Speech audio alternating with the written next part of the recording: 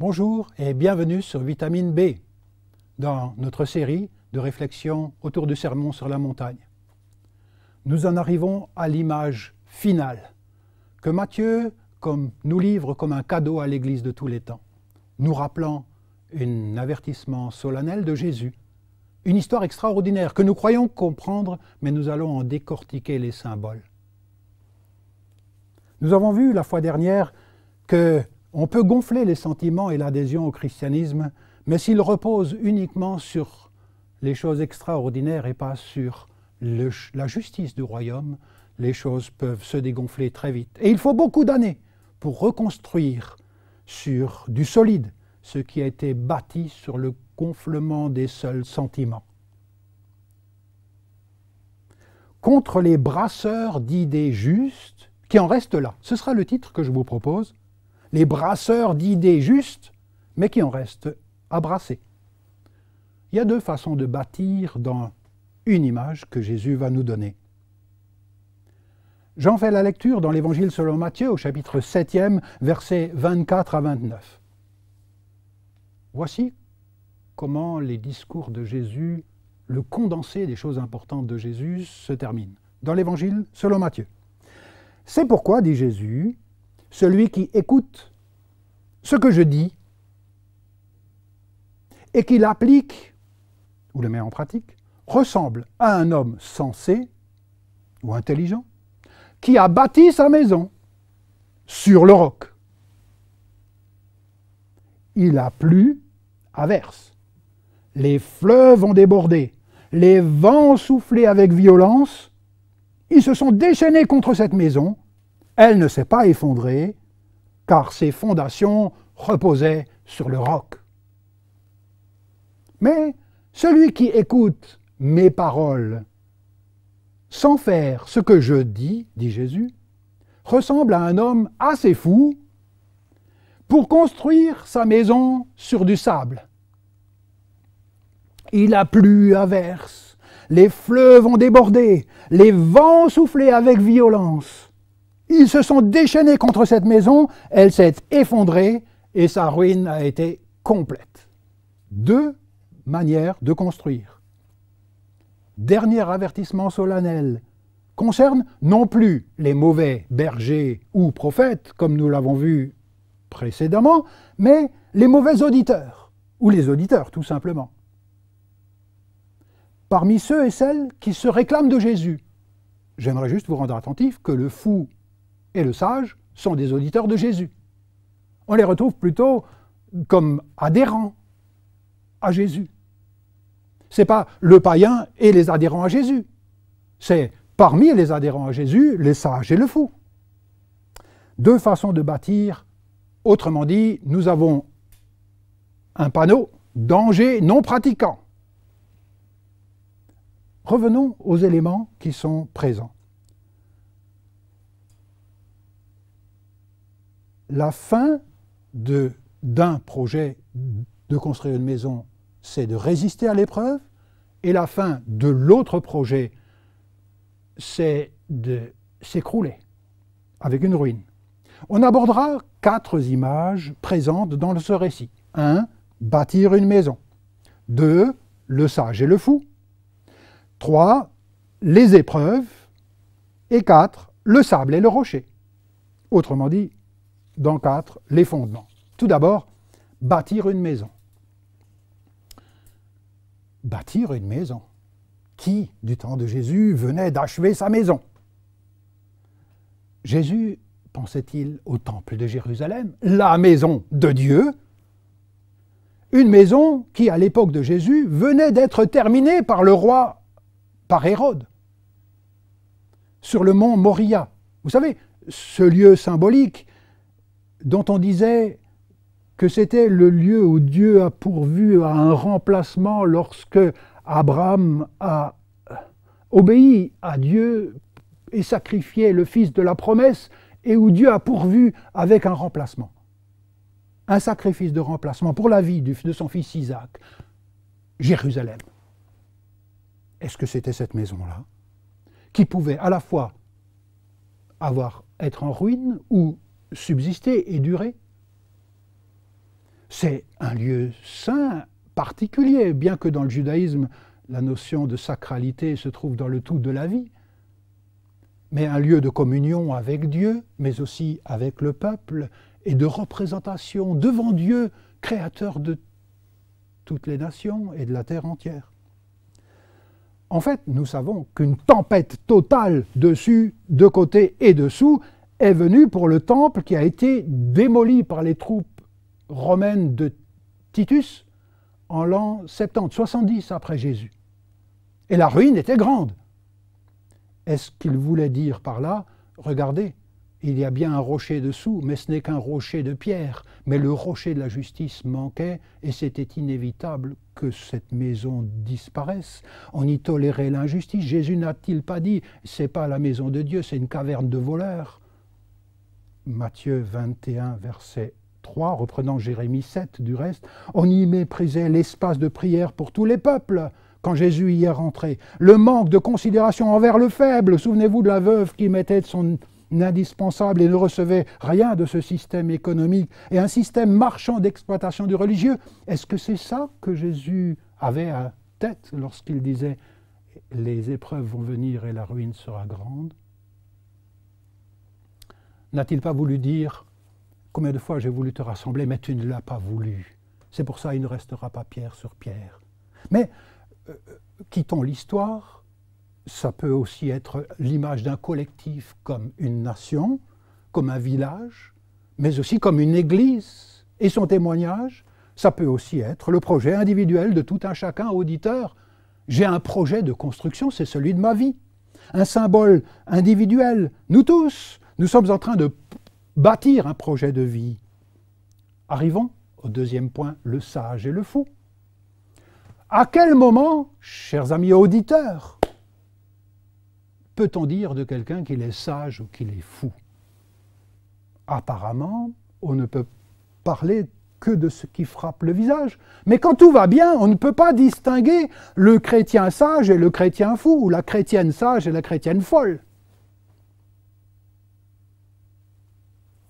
Qu'est-ce qui leur est en commun et qu'est-ce qui les distingue? Ce qui est en commun, c'est qu'ils bâtissent tous les deux la maison de Dieu, pourquoi pas, leur projet professionnel, pourquoi pas. On ne les distingue pas comme ça. Ce qu'ils ont en commun, c'est que l'épreuve n'est pas épargnée ni aux sages ni aux fous. Vous ne les distinguerez pas avec les épreuves qu'ils vivent. Et c'est important pour nous. Notez de quelle personne il s'agit. Dans les deux cas, il s'agit de ceux qui entendent les paroles que je viens de dire. Ainsi en est-il de quiconque entend les paroles que je viens de dire. Ils sont donc dans l'auditoire de Jésus, peut-être dans l'Église, ou c'est peut-être moi-même. On entend les paroles que l'on vient de dire, peut-être même qu'ils écoutent les émissions Vitamine B. Ils entendent les paroles que je viens de dire, et le sage, met en pratique, et le fou entend les paroles que je viens de dire, il est donc de la bonne Église, mais il ne met pas en pratique. Autrement dit, il ne laisse pas sa vie être façonnée par Jésus quand tout va bien.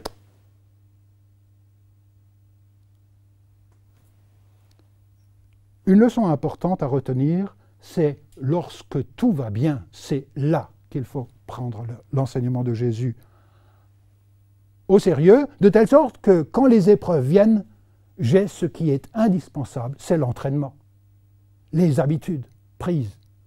Je ne dois pas dire seulement quand tout va mal, « Seigneur, combien de gens deviennent religieux quand tout va mal ?» C'est trop tard. Non, ce n'est pas trop tard dans la grâce de Dieu. Dieu fait de la récupération de toute façon avec nous. Mais l'enseignement de Jésus est à prendre au sérieux quand tout va bien, dans les petits actes, de telle sorte que quand on aura à poser des plus grands actes, nous ayons le réflexe, l'assentiment intérieur, l'esprit qui nous a dicté les choses de Jésus. Dans l'épreuve, c'est un phénomène, certains renient la foi, d'autres maintiennent la foi. Et on est des fois surpris. Quand l'épreuve vient, qui maintient sa foi et qui renie sa foi?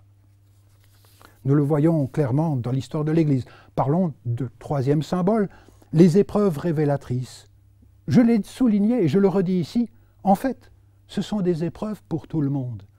Et les disciples de Jésus ont été tentés dans les épreuves de la pression du judaïsme qui n'a pas reçu Jésus et qui persécutait, qui tuait même certains d'entre eux, comme Étienne par exemple, nous dit le livre des Actes, de renier leur foi juste pour épargner, d'être épargnés quant à leur vie, quant à leur business, et de ne pas aller ailleurs quand ça devient insupportable. Imaginez aussi l'épreuve des disciples après la crucifixion. Le Seigneur est mort. L'épreuve totale des disciples et leur tentation d'abandonner la foi à ce moment-là. C'est aussi une totale de partout. L'épreuve de la persécution, nous l'avons dit, du temps du judaïsme naissant, du christianisme naissant, l'épreuve de la persécution de Jérusalem pour les premiers disciples et les épreuves diverses au travers des siècles. C'est passionnant de relire l'histoire dans le sens de la prise au sérieux des enseignements de Jésus au travers des siècles et dans différentes cultures.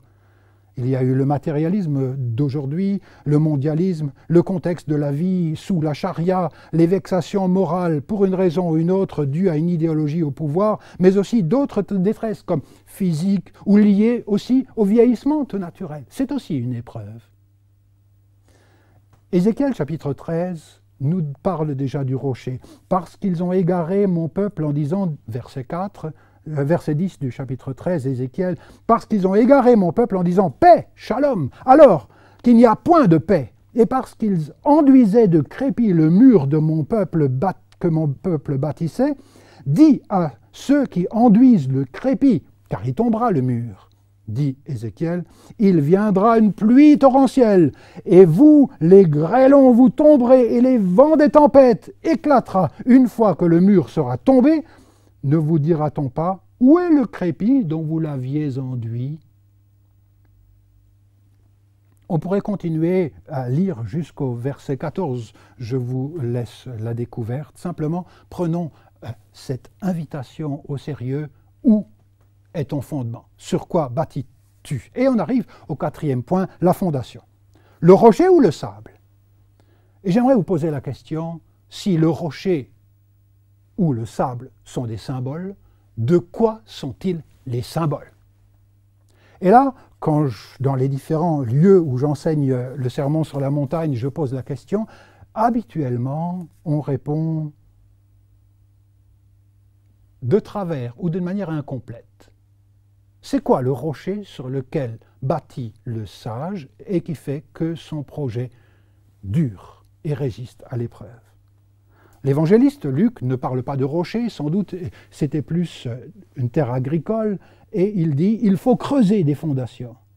Que ce soit le rocher ou le fait d'avoir de solides fondations, dans l'évangile selon Luc, chapitre 6, versets 47 à 49, on repose la question des fondements. Nous sommes des fois trompés par des chants. Vous savez, le fou sur le sable, le sage sur le roc, et ensuite le petit chant pour les enfants dit « Enfant sur Jésus ». Et pourtant, le rocher n'est pas que Jésus. C'est quelque chose de spécial au sujet de Jésus, le rocher. Parce que le fou aussi bâtit sur Jésus. J'aimerais juste vous rendre attentif. Le rocher, ne serait-ce pas plutôt la prise au sérieux et la mise en pratique des enseignements de Jésus, avec l'aide du Seigneur Jésus? Ce n'est pas Jésus en tant que personne, parce qu'on peut l'adorer sans le suivre. Vous vous souvenez? Cette tentation du christianisme au travers des siècles et notre tentation également.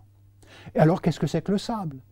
Le sable, c'est une conception de la vie chrétienne qui se contente de l'audition, de penser juste, d'entendre juste, mais pas de pratiquer juste. Attention, non-pratiquant de Jésus.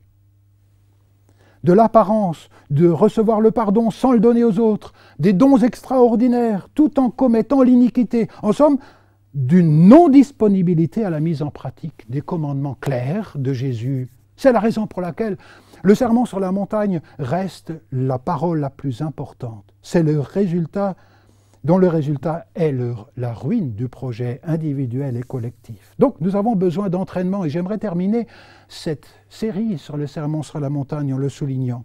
Ce qui peut faire durer le projet et le témoignage, à toutes les tranches d'âge et de génération, pour toutes les régions, c'est la prise au sérieux, l'amour de Jésus, à tel point qu'on met en pratique ces commandements qui sont clairs.